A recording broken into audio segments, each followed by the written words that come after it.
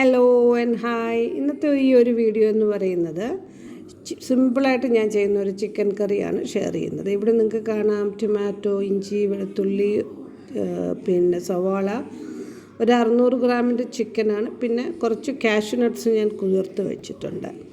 ഇവിടെ നമുക്ക് പാനിൽ എണ്ണ ഒഴിച്ചിട്ട് പിന്നെ സവാള ഇട്ട് ആദ്യം വഴറ്റിയെടുക്കാം. അപ്പം എളുപ്പം ഇത് തയ്യാറാക്കാൻ പറ്റുന്നതാണ്. ഈ ഒരു രീതിയിൽ നമ്മൾ പുരട്ടി വെക്കുന്നില്ല, പിന്നെ കേടൊന്നും ചേർക്കുന്നില്ല. ഈസി കുക്കിംഗ് ആണിത്.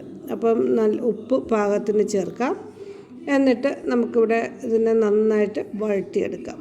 ഓരോ പ്രാവശ്യവും ഞാൻ പറയും, നമ്മൾ സീൻസൊന്നും എല്ലാം വഴറ്റുന്നത് കാണിക്കുന്നില്ല, അതൊത്തിരി ലെങ്തി ആയി പോവും. യങ്സ്റ്റേഴ്സിനോട് നമ്മൾ സവാള ഇടുമ്പോഴും ഓരോ പൊടികൾ ഇടുമ്പോഴും നന്നായിട്ട് വഴറ്റി അതിൻ്റെ ഒരു റോ ഫ്ലേവർ മാറുമ്പോഴും വേണം ഓരോന്നോരോന്ന് ആഡ് ചെയ്യാൻ. ഇവിടെ ഇപ്പം നമ്മളൊന്ന് നന്നായിട്ട് ഇതിനെ വഴറ്റിയിട്ടുണ്ട്. നന്നായിട്ട് വഴണ്ട് വന്നിട്ടുണ്ട്. നമുക്കിനി ഇഞ്ചിയും വെളുത്തുള്ളിയും പച്ചമുളകും ചേർക്കാം. അപ്പം ഇഞ്ചിയും വെളുത്തുള്ളിയും പച്ചമുളകും ചേർത്തിട്ട് വീണ്ടും ഒന്ന് വഴറ്റാം. കുറച്ച് നേരം ഒന്ന് വഴറ്റിയിട്ട് അടച്ചു വെച്ച് ആവി കയറ്റാം. അപ്പം നല്ല ഒരു മണവും നല്ലതായിട്ട് വഴണ്ടും കണ്ടില്ലേ. ഇപ്പം നന്നായിട്ട് ആവി കയറി നന്നായിട്ടൊന്ന് വെന്തിട്ടുണ്ട്, നന്നായിട്ട് വഴറ്റിയിട്ടുണ്ട്. നമുക്ക് നന്നായിട്ട് ഒന്നും കൂടി സോട്ട് ചെയ്തിട്ട് 1 ടീസ്പൂൺ മഞ്ഞൾപ്പൊടിയാണ് ഇട്ടിരിക്കുന്നത്.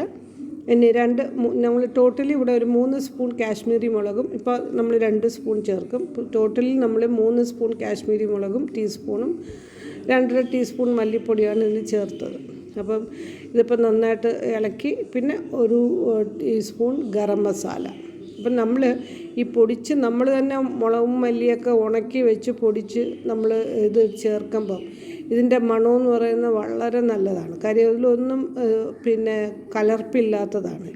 അതുകൊണ്ടാണ് ഞാൻ പറയുന്നത്, നന്നായിട്ട് നമ്മളിത് വഴറ്റി വെക്കുമ്പോൾ അതിൻ്റെ ഒരു മണവും ഗുണമൊക്കെ നല്ലതാണ്.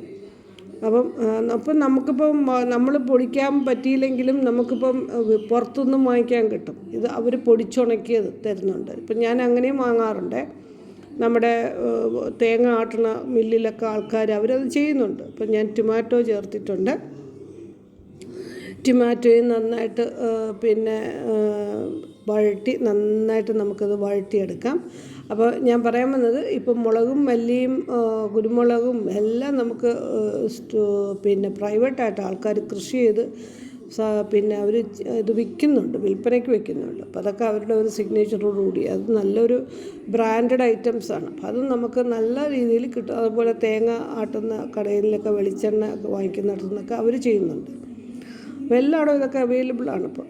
അപ്പം നമുക്ക് ഗുണമേന്മ ഉള്ളത് തന്നെ നമുക്ക് 100% നമുക്കത് വിശ്വസിച്ച് മേടിക്കാൻ പറ്റും. അപ്പോൾ ഇപ്പം നമ്മളെല്ലാം നന്നായിട്ട് സ്മാഷ് ചെയ്ത് ടൊമാറ്റോയും ഉള്ളിയെല്ലാം സ്മാഷ് ചെയ്ത് ഇതിലോട്ടിപ്പോൾ ചുടുവെള്ളം ഒഴിക്കുകയാണ്. ചുടുവെള്ളം ഒഴിച്ച് നന്നായിട്ട് ഒന്നും കൂടെ യോജിപ്പിച്ചിട്ട് നമുക്ക് അടച്ചു വയ്ക്കാം. അതൊന്ന് നന്നായിട്ട് തിളച്ചൊക്കെ വന്ന് കഴിയുമ്പം അതിൻ്റെ ഒരു റോ ഫ്ലേവർ മാറിക്കഴിയുമ്പോൾ നമുക്ക് ചിക്കൻ ആഡ് ചെയ്യാവുന്നു. അപ്പോൾ ചിക്കൻ ആഡ് ചെയ്ത് ഇപ്പം നന്നായിട്ട് വേറെ ഒന്നും പ്രത്യേകിച്ച് ചെയ്യാനില്ല. ലാസ്റ്റിൽ നമുക്ക് കുറച്ച് കാഷ്യൂ നട്ട്സ് പേസ്റ്റ് ഒഴിക്കുന്നു, അത്രയേ ഉള്ളൂ. അപ്പോൾ ഇതിപ്പോൾ നന്നായിട്ട് ഞാൻ ഇതിനെ കണ്ടില്ലേ, നമുക്ക് അടച്ചു വെച്ചിട്ട് നന്നായിട്ട് ഇതിനെ ആവി കയറ്റി വേവിച്ചെടുക്കാം. അപ്പം നന്നായിട്ട് ഇത് പിന്നെ തിളയ്ക്കുന്നുണ്ട്.